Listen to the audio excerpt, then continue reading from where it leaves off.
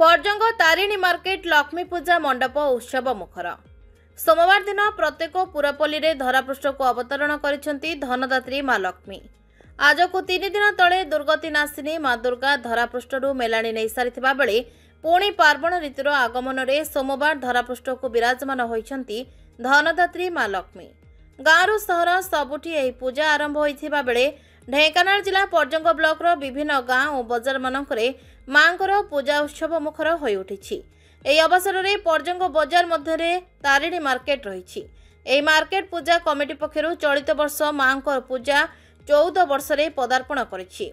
मांको पूजा लगी सोमवार अपराह्न समय रे गाँ खंडियाबंध हुड़ारे रीतिनीति अनुसार पूजा अर्चना करा जाई मार्केट रो समस्त सदस्य माने घंटा घंटा बाद्य कलश यात्रा रे आसी मां को पूजा मंडप रे स्थापना करथिले।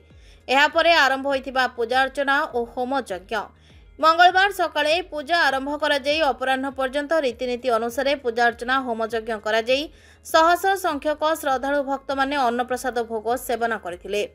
माँ लक्ष्मी को पूजा 3 दिन धरी चलिबाकु थिबा बेले पूजा स्थान रे निमाईचरण त्रिपाठी पूजा अर्चना जारी रखिबा बेले बजार सदस्य गिरीश चंद्र नायक और सहधर्मिणी प्रणति नायक कर्ता दायित्व निर्वाह करछंती।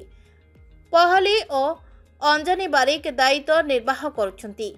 पर्जंग बणिक संघर उपदेष्टा तथा पुराणा व्यवसायी रंजन कुमार दलभेरा ओरफ सुकनना पूजा दायित्व रे रही पूर्ण सहयोग करुथबा बेले तारिणी मार्केट सदस्य हाड़ीबंधु बुल्लू सुधीर कुना कालिया लिटू संतोष अविनाश प्रशांत संजीत गोकुला प्रदीप रंजन दिलीप मुना बाबा प्रमोद समस्ते अन्य समस्त सदस्य उपस्थित रही मां को पूजा को श्रृंखलार सह जारी रखुंती। 3 दिन धरी यही पूजा हेबाकु थिबा बेले संध्या समय नाम संकीर्तन संघ को अन्य सांस्कृतिक कार्यक्रम परिवेषण हेबा बोली कमिटी पक्षरु सूचना मिली। ढेंकानाल जिला पर्जंग ब्लॉक रु निर्मल गडनायक रिपोर्ट ना ओडिशा।